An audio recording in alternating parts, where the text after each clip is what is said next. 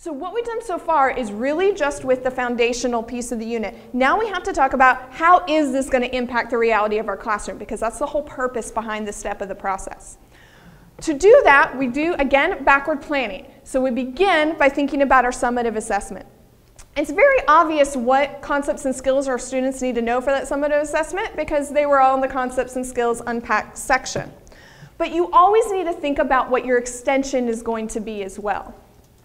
The extension is how can you determine which students can perform above basic mastery? Now, when I'm doing another subject, I really have to go back and look at my concepts and skills and really try to figure out what that extension higher order thinking would be. But for ELA, it's very, very easy because you already did your assessment, school-wide assessments, so you've already figured this part out. All you have to do is plug in whatever did you decide for your rubric to be above grade level mastery. My recommendation is to do the same skills with that same organizer, but with above grade level text. I think that's one way to make it very much more objective and easier to look at rather than trying to differentiate a different skill that they might be doing. But whatever you decided in step 5 and 6 and 7 with those school-wide rubrics, that's all you have to fill in with the extension. So if you look at the samples that you have there, most of those people chose to do it with an above grade level text. Once you get the extension, now you have everything you need in order to fill out your summative assessment. Everything you need is in the 3 boxes above the summative assessment. Your concepts, your skills, and your extension. All that then becomes your summative assessment.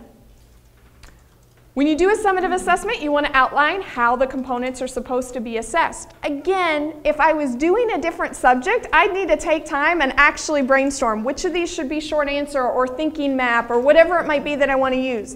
But for ELA reading, it's very easy because you already did this step with your school-wide assessments. So all they need to do is fill in for the summative assessment what you decided to do for your school-wide assessment. So in other words, what graphic organizer and what rubric did you come up with?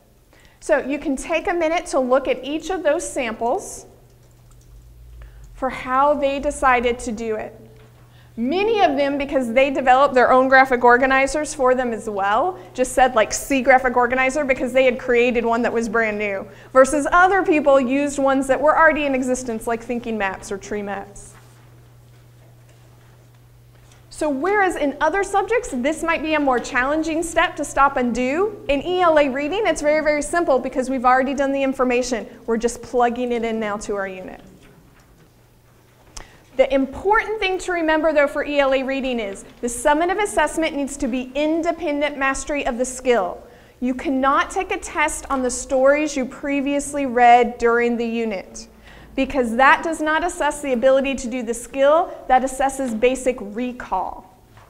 Even if you're saying, oh, I'm having them compare and contrast, you're not. If they did it in class already, you're having them recall the compare and contrast from class, not whether they can do it on their own. So the important thing to remind your teachers is for the summative assessment, they need to do that same skill, so that same graphic organizer with a rubric, but with a new text they've never seen before. This is the biggest reason that we have a lot of issues with reading in our country, because we've gotten into the habit of only assessing recall, not actually bringing them to master and apply a skill on their own in a new context.